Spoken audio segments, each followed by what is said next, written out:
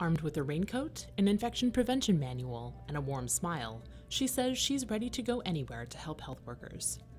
Meet Mama KOLLIE, one of 16 master trainers who work out of Monrovia, Liberia.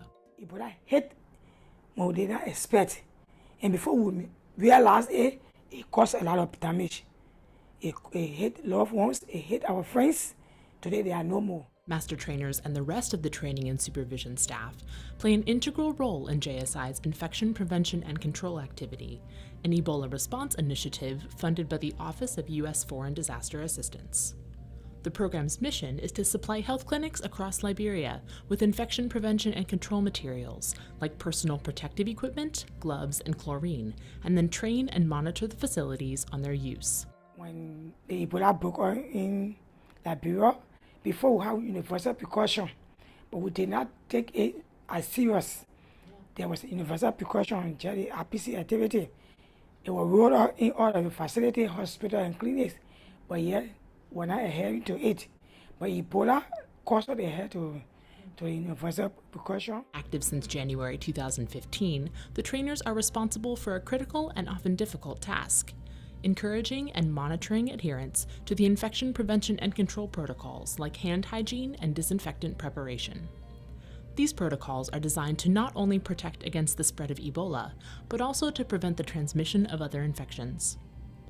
Mama and her team members spend their days at health clinics across 8 of Liberia's counties, around 190 facilities in all. When Liberia was declared Ebola-free on May 9, 2015, the trainers' work became more difficult. On especially hot days, staff were hard to convince that the protective suits they'd been using to keep themselves safe were still necessary.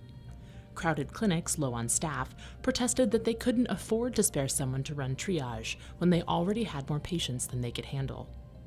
No matter what, the trainers are adamant. No one enters the clinic without washing their hands, having their temperature taken, and talking with the triage officer. No clinician can report to work and see patients without wearing gloves and personal protective equipment. No exceptions.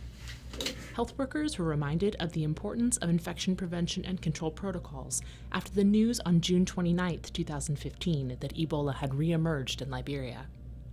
Across all clinics, health workers have a mantra that embodies the spirit of JSI's work: keep safe, keep serving. Broadcast widely by Liberia's Ministry of Health, the phrase can be heard from any clinic staff member, from the dispenser up to the officer in charge. Making sure health workers remain safe, however, comes down to one thing: behavior change.